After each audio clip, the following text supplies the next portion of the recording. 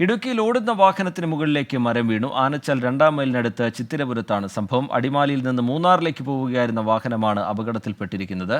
രാഹുൽ വിജയൻ ചേരുന്നുണ്ട് വിവരങ്ങളുമായി. ഇടുക്കിയിൽ നിന്ന് രാഹുൽ, വിശദാംശങ്ങൾ. രാഹുൽ, ഇന്ന് രാവിലെയാണ് ഈ അപകടം ഉണ്ടാകുന്നത്. പ്രദേശത്ത് ശക്തമായ മഴയില്ലെങ്കിൽ പോലും ശക്തമായ കാറ്റ് വീശുന്നുണ്ടായിരുന്നു. അത് പലതരത്തിലും പല റോഡുകളും ഈ മരം വീണ് ഗതാഗതം തടസ്സപ്പെടുന്ന ഒരു സാഹചര്യം നിലനിൽക്കുന്നുണ്ട്.